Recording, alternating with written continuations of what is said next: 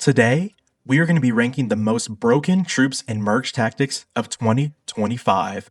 Coming in at number 10, we have Infinite Stun Goblin Machine in October and November. Now, this guy fired rockets that delivered infinite stuns to enemy troops. Pretty much, it would just completely lock down the backline troops and kind of prevent any counterplay to go on. It was so disruptive that, Supercell had to actually emergency nerf it in the middle of the month. Yeah, it would. So with this nerf, it would actually just remove this stun entirely with the November balance changes. But for compensation, they would boost its damage. Right now, it's not that great, and its stuns is just no longer there, but it is honestly surely missed by the community right now. Coming in at number 9, we have Baby Dragon on release in late September. Now, straight out of the gate in late September, the Baby Dragon was just freshly released, and this thing was an absolute monster. Now, it dealt insane area splash damage, and it also had super long range, and pretty much the best type of scaling in the game. Now, it pretty much dominated for the first few weeks until the October balance changes, which pretty much kind of dialed back its range and its damage slightly. Now, the one modifier that pretty much made it so broken was the one punch modifier, which would absolutely boost its damage by so much. Coming in at number 8, we have Juggernaut Golden Knight in October. Now, October belonged to the pretty much the Juggernaut Golden Knight instantly. Now, if you pair the Golden Knight's dash attack with a shield from the Juggernaut trait, it was pretty much unkillable with that tanky trait. So what it had was high DPS and pretty much the ability to dash through some very squishy units. Now, 4 stars, Golden Knight was pretty much dominating the meta. I do remember that. But the most broken thing about it was that it had infinite chain of attacks. So yeah, I'm pretty much glad it was nerfed to the ground from there. Coming in at number 7, we have Prime Superstar Witch in November. Now, November's Superstar trait that was introduced made the witch hilariously broken. She would pretty much summon an avalanche of skeletons on basically the entire field. Yeah, if you had a 3 or 4-star witch, you pretty much won the game if you had the Superstar trait paired with it. Now, Supercell nerfed her skeleton count and charge time in December, which kind of pretty much killed the card. Yeah, Superstar Witch was just completely flooding top ladder.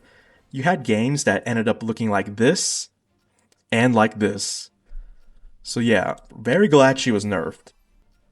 Coming in at number 6, we have current 3-star Monk in December and January. The 3-star Monk is a tanky beast with high HP right now and its reflection damage, and also has very good insane synergies paired with Superstar or that 6 trait comp. So when paired with those comps, it pretty much just feels unkillable.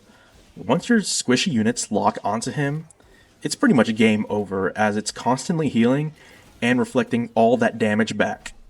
Coming in at number 5, we have Juggernaut Shielded Dark Goggins in October and November.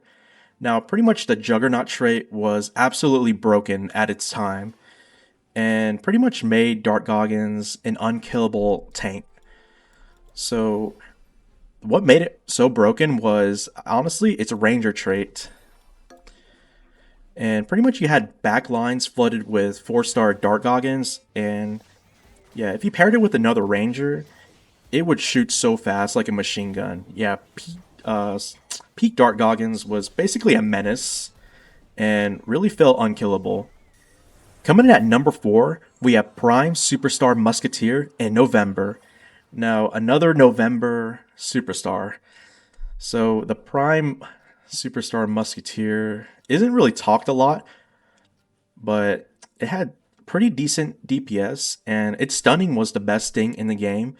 But the most broken thing about it was the Superstar trait, where it infinitely stunned your opponents. There was basically no counterplay, and it was purely RNG if you permastun the enemy. So if you had a 3-star Musketeer or a 4-star, it would basically permastun the entire other team, and they couldn't do anything about it. There was basically no counterplay to it. Coming in at number 3, we have Clan Avenger Bandit in July through September. Now, Clan Avenger Bandit from the summer meta is probably the most missed card in my opinion. Now, 4-star Bandit was basically unkillable. It would completely just dash all over the field and basically perma-stunning every single unit on the field. It's insane how it was pretty much untouched for months and definitely defined early merge tactics cheese. Coming in at number 2, we have Prime Royal Ghost in July through September. Now, OGs remember how broken Royal Ghost was. The invisibility trait was the most broken thing about it. 4-star ghosts and even 3-star ghosts were basically immortal. There were just so many frustrating games where Royal Ghosts just completely 1v6 the entire board. This was a frustrating card to pretty much face up against. Coming in at number 1, we have Clan Avenger Archer Queen in July through September. Archer Queen 100% takes the crown. From July to September, 4-star queens with these traits dished out high DPS. There are videos of her solo wiping out an entire board on her own. Now, she felt pretty much impossible to take out. The most broken thing about her was definitely her damage output.